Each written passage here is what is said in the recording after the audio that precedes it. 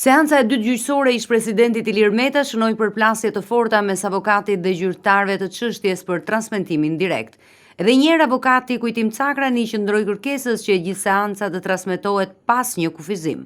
Ky është procesi i vitit. Mediat duhet ta transmetojnë live, nuk duhet i ndaloni mediat për transmetimin live. Nuk keni asnjë bazë ligjore të ndërprisni transmetimin. Ja dinjiteti njerëzor. Presidenti në kafaz me xhama, ku e keni dinjitetin me këto sallat e reja? Ja ku janë tenderat. Presidenti në kafaz, me këtë talleni, ne si jemi budallenj.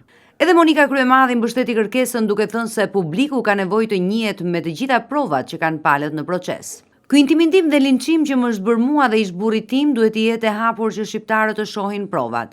Jam dakord me kërkesën e avokatit Cakrani. Sallat janë tipike amerikane, por ka një ndryshim. Edhe vrasësit serial atje ulen me avokatin për krah.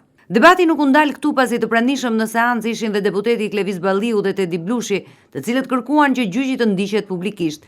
Megjithatë, gjykata e rrezoi këtë kërkesë me arsyetimin, gjykata çmon se regjistrimi me kamera ose transmetimi drejt për drejt i seancës përbën një formë të egzageruar të publicitetit. Mund të cënoj parimin e pafajësisë, në proces do të thirren dëshmitar dhe transmetimi drejt për drejt përbën cënim të jetës private. Relatimi akt akuzës që lidhet me Cesdian u shoqërua gjithashtu me debate mes palëve. Prokurori Sotir Llapi lexoi një mesazh të shkëmbyer mes Metës dhe Kastrioti Ismailit, ku thuhej se ditën tjetër i duhej 200.000, por avokatët ndërhyn, duke thënë se interpretimi i tij është i gabuar dhe se ai mesazh është administruar në mënyrë të palishme.